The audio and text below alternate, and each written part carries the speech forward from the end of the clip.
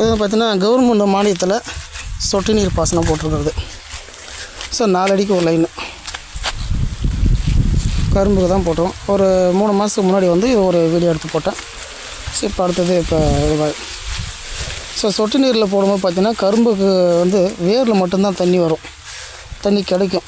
அதில் வந்து அந்தளவுக்கு அதில் ஈல்டு எடுக்க முடியாது, வளர்ச்சியும் அவ்வளோக்கா சீக்கிரம் வராது. அதுவே ரெயின்வாஷ் ஃபீல்டில் போட்டால் அது ஒரு பார்த்திங்கன்னா 6-7 மாதத்தில் எவ்வளோ உயரம் கரும்பு வளர்ந்து போச்சு. இது பார்த்திங்கன்னா இப்போ 4-5 மாதம் ஆக போகுது, இன்னும் வளர்ச்சியே இல்லை. ஸோ அப்படி தான் இருக்குது. ஏன்னா இது வந்து தண்ணி அளவுக்கு கிடைக்காது, வேரில் மட்டுமே தண்ணி ஊற்றும்.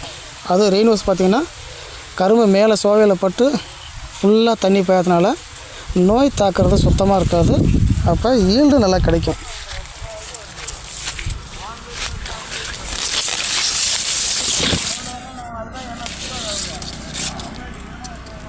இந்த மாதிரி பார்த்திங்கன்னா கிடக்கு பார்த்திங்கன்னா இதில் எவ்வளோ தண்ணி வரும், இந்த வரப்பில் வாய்க்காலில் கிடக்கிறது. இது ஒரு நாள் ஃபுல்லாக ஓடினாலும் அவ்வளோக்கா தண்ணி கிடைக்காது. அதுவே ரெயின்வாஷ் மூலிமா ஓடும்போது ஒரு 1 மணி நேரம் ஓடினாவே தண்ணி நிற்கும். ஸோ இதுதான் அதுக்கும் உள்ள வித்தியாசம். ஸோ அதனால தான் இப்போ வந்து எல்லாருமே கரும்புக்கும் ரெயின்வாஷ் போட ஆரம்பிச்சிட்டாங்க. இப்போ எல்லாமே வந்து பார்த்திங்கன்னா சொட்டீர் போட்டவங்களே அதை தூக்கி போட்டு கரும்புக்கு வந்து ரெயின்வாஷ் தான் போட்டுட்ருக்காங்க. ஏன்னா சீக்கிரம் தண்ணி பாஞ்சிடும், ரெண்டாவது ஈல்டு நல்லா கிடைக்கும். ஸோ அப்படின்னு சொல்லிட்டு சொட்டு நீர் மாற்றிட்டு ரெயின்வாஷ் தான் இப்போ கரும்புக்கும் போட ஆரம்பிச்சிட்டாங்க. இப்போ நாங்களே ஒரு 4-5 ஃபீல்டுக்கு கரும்புக்கு போட்டோம், 2 கரும்பு வெட்டி 3வது கரும்பு ஓடிட்டுருக்கு. ஸோ அப்போ அப்படின்னும் போது ரெயின்வாஷ் வந்து இப்போ எல்லா பயிருக்குமே போட ஆரம்பிச்சிட்டாங்க. முதல்ல தான் வெங்காயம், உளுந்து, இந்த கடலைக்கு மட்டும் போட்டுட்ருந்தாங்க. இப்போல்லாம் பார்த்திங்கன்னா எல்லா பயிருக்குமே போட ஆரம்பிச்சிட்டாங்க. ஸோ எனக்கு நல்லா இருக்குது, சீக்கிரம் தண்ணி பாயுது, ஈல்டு நல்லா கிடைக்கிது, நோய் தாக்குறது சுத்தமாக இல்லை. அப்படின்னும் போது அவங்களுக்கு வந்து ரெயின்வாஷ் வந்து இப்போ ரொம்ப பிடிச்சி போச்சு. ஸோ வேலை மிச்சம். 1 மணி நேரத்தில் 1 ஏக்கர் தண்ணி பாய்ச்சலாம். நம்ம மோட்டர் போட்டோமா 1 மணி நேரத்தில் தண்ணியை பாய்ச்சிட்டு வெளியில் வந்துடலாம். அந்த மாதிரி இதனால் அவங்களுக்கு வந்து ஈஸியாக போயிடுது.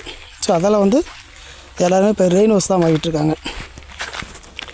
பாருங்கள் 4-5 மாதம் ஆகுது, 4-5 மாதம் ஆச்சு, இன்னும் எவ்வளோக்கா வரல பாருங்கள் கரும்பு. ஏன்னா இதுக்கு தேவையான தண்ணி அவ்வளோக்கா கிடைக்காது. ரெயின்வாஷில் போடும்போது பார்த்திங்கன்னா 4 மாதத்தில் உங்களுக்கு வந்து கரும்பு நல்லா வளர்ச்சி அடைஞ்சிடும். இதுதான் இதுக்கும் உள்ள வித்தியாசம். இப்போ நான் வந்து இது ஒரு 3 மாதத்துக்கு இருக்கும், 3 மாதம் 4 மாதத்துக்கு முன்னாடி தான் வந்து இது ஒரு வீடியோ எடுத்து போட்டேன். இப்போ பார்த்திங்கன்னா இன்னமும் அந்த கரும்பு அவ்வளோக்கா வளர்ச்சியாக இல்லை பாருங்கள். ஏன்னா அதுக்கு தேவையான தண்ணி கிடைக்கிறதில்ல, சொட்டு நீரில் சொட்டு சொட்டாக வந்துட்டுருக்கோம்.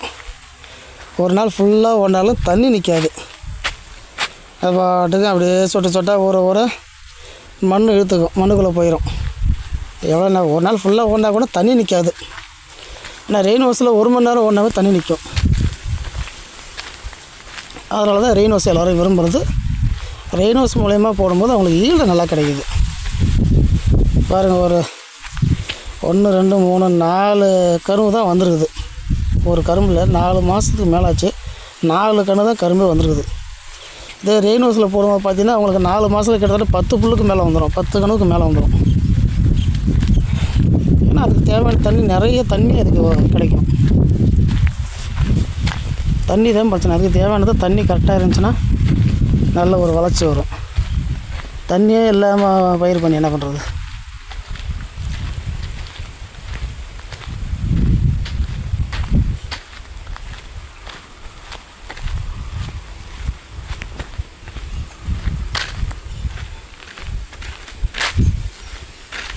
ஸோ என்னோடய நம்பர் 9342098006.